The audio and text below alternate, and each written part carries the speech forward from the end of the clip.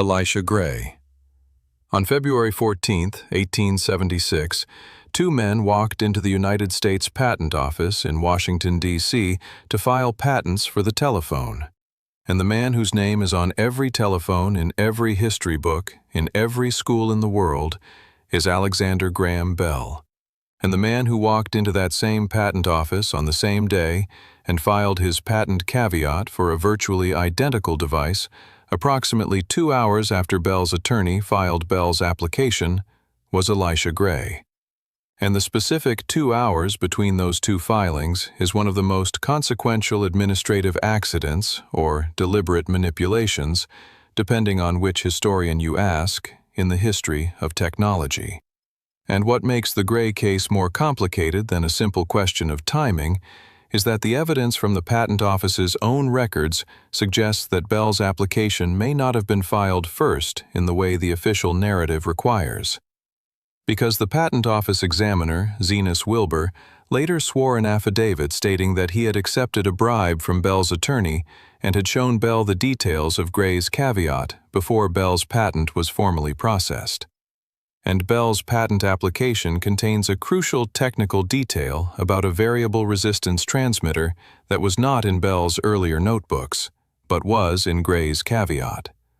And the telephone that Bell demonstrated publicly used exactly the liquid variable resistance transmitter that Gray had described and that Bell had not previously documented.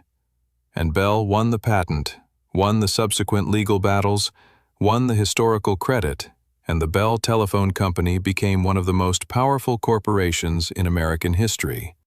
And Elisha Gray spent the rest of his life in legal disputes and died in 1901, having invented the telephone and received none of the credit for it. And before you go to the next person on this list, if what you just heard made you want to know more, then subscribe right now, because this channel is built around exactly this: the people whose ideas changed everything and whose names the official record erased. And there are 9 more of them, and every single one is going to reframe something you thought you already understood. Now, Hedy Lamarr. Most people who know this name know it because Hedy Lamarr was one of the most famous film actresses of the 1940s, a woman whose beauty was so striking that Louis B. Mayer described her as the most beautiful woman in the world. And what the film history books do not lead with is that Hedy Lamarr was simultaneously one of the most important inventors of the 20th century, whose frequency-hopping spread-spectrum communication patent laid the theoretical foundation for Wi-Fi, Bluetooth, GPS, and most modern wireless communication technology. And the specific invention emerged from a collaboration with composer George Antheil during the Second World War, when Lamarr understood that the radio-guided torpedoes the Allies were using could be jammed by enemy forces, and proposed a system in which the control signal and the torpedo's receiver would simultaneously hop between frequencies in a synchronized pattern that an enemy could not predict or jam. And she and Antheil filed the patent in 1942 and donated it to the United States Navy, and the Navy initially dismissed it as impractical. And the patent expired in 1957 before the technology was implemented. And when the Navy finally adopted spread-spectrum communication in the 1960s, Lamarr and Antheil received no compensation because their patent had expired. And when the digital communication revolution of the 1980s and 1990s built Wi-Fi and Bluetooth and GPS on the frequency-hopping principles Lamarr had patented, the corporations that made billions from that technology paid nothing to the woman who had invented the foundational concept. And Hedy Lamarr received the Electronic Frontier Foundation Pioneer Award in 1997 at the age of 82, 35 years after her patent had expired and 30 years after the technology had transformed global communication. And she died in 2000, and the Wi-Fi router in your home exists because of her. And her name is not in any standard account of how wireless communication was invented. Now, Jocelyn Bell Burnell. In 1967, a 24-year-old PhD student named Jocelyn Bell was operating a radio telescope she had helped build at Cambridge University when she noticed a strange, regularly pulsing radio signal in her data. A signal so regular that she and her supervisor, Anthony Hewish, initially called it LGM-1, Little Green Men 1, because the regularity was so precise it seemed more consistent with an artificial transmission than with any known natural phenomenon. And what Bell had discovered was the first pulsar, a rapidly rotating neutron star that emits regular pulses of radio waves, with a precision that exceeds atomic clocks. And pulsars are now used to test theories of general relativity, to detect gravitational waves, and potentially to navigate spacecraft across interstellar distances. And in 1974, Anthony Hewish and Martin Ryle received the Nobel Prize in Physics for the discovery of pulsars, and Jocelyn Bell received nothing, and the Nobel Committee's decision was immediately controversial within the astronomical community. And the astronomer Fred Hoyle publicly stated that the failure to include Bell in the prize was an inexcusable blunder. And Bell herself has handled the exclusion with a public grace that is genuinely extraordinary, consistently stating that she does not feel she was robbed and that the prize system works in certain ways. And her graciousness has made the injustice simultaneously more visible and more comfortable to ignore. And Bell was awarded the Special Breakthrough Prize in Fundamental Physics in 2018 and donated the entire $3 million prize money to fund scholarships for underrepresented groups in physics. And the pulsar she discovered in 1967 is listed in the scientific literature under the names of the two men who received the Nobel Prize for it. Now, Chen-Xiang Wu. In 1956, two theoretical physicists named Tsung-Dao Lee and Chen-Ning Yang proposed that parity, the symmetry between left-handed and right-handed physical processes, was not conserved in weak nuclear interactions, and they proposed an experimental test for this hypothesis and asked Chen-Xiang Wu, the most skilled experimental nuclear physicist in the United States, to conduct the experiment. And Wu spent months designing and executing one of the most technically demanding experiments in the history of particle physics, cooling cobalt-60 atoms to within a fraction of absolute zero and measuring the direction of electron emissions. And her results confirmed the Li-Yang hypothesis completely and definitively. And in 1957, Li and Yang received the Nobel Prize in Physics for the theoretical prediction, and Chen-Xiang Wu received nothing. And the Nobel Committee's decision established a pattern that the physics community has spent decades acknowledging and not remedying, in which theoretical predictions receive prizes and the experimental work that confirms or refutes those predictions is treated as secondary. And the specific injustice in Wu's case is that without her experimental confirmation, Li and Yang's theoretical prediction would have been an untested hypothesis, and the standard of evidence in physics requires experimental confirmation, meaning Wu's work was not ancillary to the discovery, but constitutive of it. And Chen-Xiang Wu received the Wolf Prize in Physics in 1978 and the National Medal of Science, and almost every major physics honor except the one that her work most clearly warranted. Now, Lewis Latimer. Thomas Edison is remembered as the inventor of the practical incandescent light bulb, and the specific technical problem that made incandescent lighting practical rather than theoretical was the development of a carbon filament that lasted long enough to be commercially viable. And the person who solved that specific problem was a black inventor and engineer named Lewis Latimer, whose carbon filament patent of 1881 made the practical electrical lighting that Edison commercialized possible. And Latimer worked for Edison's direct competitor, Hiram Maxim, before joining Edison's organization. And his carbon filament process was sufficiently superior to Edison's earlier paper filament that it became the standard. And Latimer also supervised the installation of electric lighting in New York, Philadelphia, Montreal, and London, and wrote the first technical textbook on incandescent electrical lighting. And the historical narrative of the invention of the light bulb consistently credits Edison with an invention that required Latimer's specific technical contribution to become practical. and Latimer is acknowledged in the historical record in the way that specifically black inventors of his era are consistently acknowledged, which is in footnotes and in specialized histories of African American invention rather than in the main narrative of technological history. And the carbon filament that made the light bulb a commercial reality, and that Latimer patented and perfected, is described in the standard history of electrical lighting as Edison's achievement. Now, Ibn al-Haytham. In approximately 1021 AD, an Arab mathematician and polymath named Ibn al-Haytham completed a 7-volume work called The Book of Optics, which established the science of optics on an empirical foundation for the first time in history, demonstrating through systematic experiment that vision occurs when light travels from objects to the eye rather than from the eye to objects, as the ancient Greek tradition had believed, developing the camera obscura as a tool for understanding how images are formed, analyzing the reflection and refraction of light with mathematical precision, and establishing the experimental method as the appropriate framework for investigating natural phenomena. And the Book of Optics was translated into Latin in the 12th century and was the primary reference text for the study of optics in European universities for the following 5 centuries. And Roger Bacon and Johannes Kepler and René Descartes and Isaac Newton all worked within the framework that Ibn al-Haytham established. And Newton's theory of optics, which is described in every history of science as one of the foundational achievements of the scientific revolution, was built directly on the experimental and theoretical framework that Ibn al-Haytham had established 6 centuries earlier.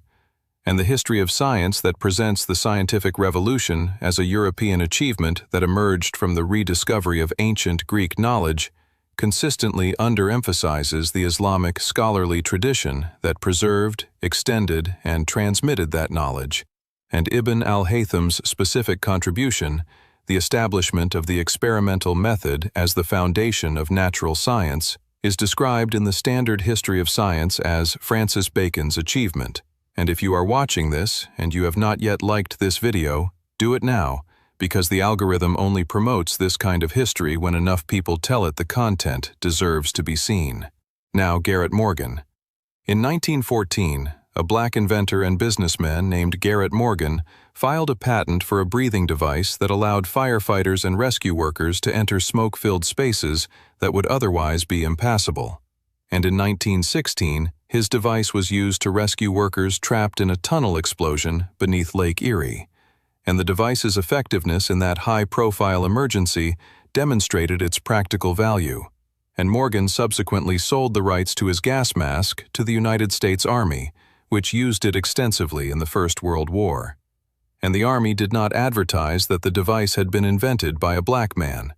And Morgan subsequently invented and patented a traffic signal system in 1923 that introduced the concept of a warning phase between stop and go signals that is the direct ancestor of the modern 3-phase traffic light. And he sold the patent to General Electric for $40,000, which was a substantial sum for the period, but represented a fraction of the commercial value that General Electric subsequently derived from the patent. And Garrett Morgan's name does not appear in the standard account of the invention of the traffic light and the gas mask that saved thousands of American soldiers' lives in the First World War, is not described in any standard military history as the invention of a black entrepreneur from Cleveland. And the specific mechanism by which Morgan's contributions were erased was not primarily fraud, but the systematic institutional invisibility that determined whose patents were taken seriously, whose demonstrations were attended, and whose names appeared in the accounts that subsequent historians used as their sources. Now Alice Ball. In 1915, a 23-year-old black chemist named Alice Ball was a graduate student at the University of Hawaii when she developed the first effective injectable treatment for leprosy, extracting and isolating the active compounds from chalmugra oil and developing an injection method that made those compounds absorbable by the human body. And leprosy had been one of the most feared and most stigmatized diseases in human history for millennia, and Alice Ball's treatment was the most effective therapy available for the next 30 years, until sulfone antibiotics replaced it. and Alice Ball died in 1916 at the age of 24 before she could publish her results.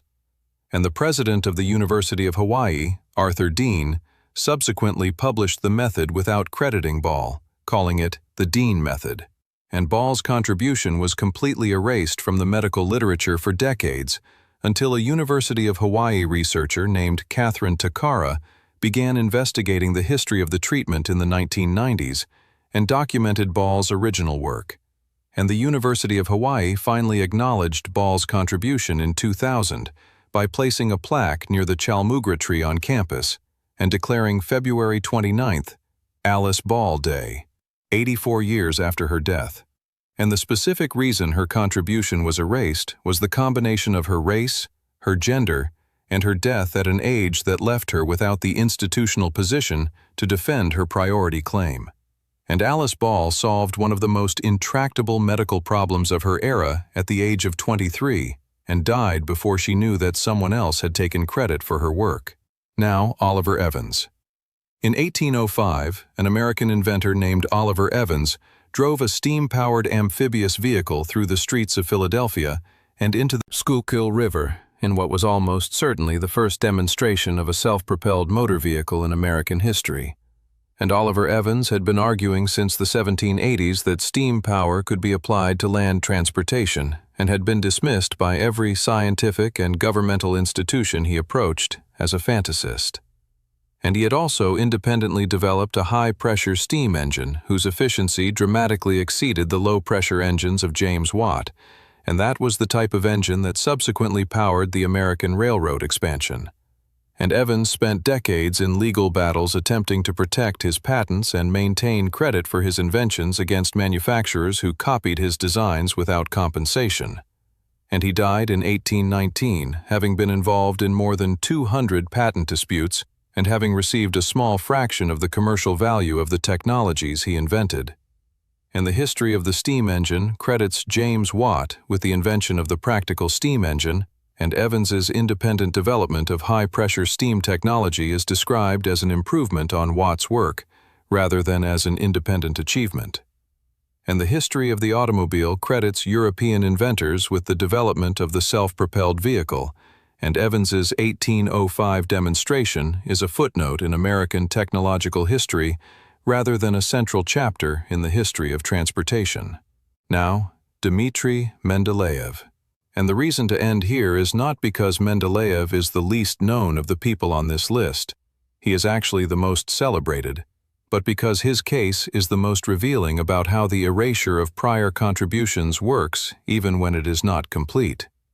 Because Mendeleev published his periodic table of elements in 1869, and it is one of the most celebrated achievements in the history of chemistry, and Mendeleev's name is permanently associated with it, and yet the standard account of the periodic table's invention consistently underrepresents the contributions of the German chemist Lothar Meyer, who published an almost identical periodic arrangement of the elements in the same year, and the French geologist Alexandre-Émile Béguier de Chancourtois, who published a periodic arrangement of the elements in 1862, 7 years before Mendeleev, but whose work was ignored because it was published in a geological journal rather than a chemistry journal, and because the publication omitted the diagram that would have made the periodic arrangement visually obvious.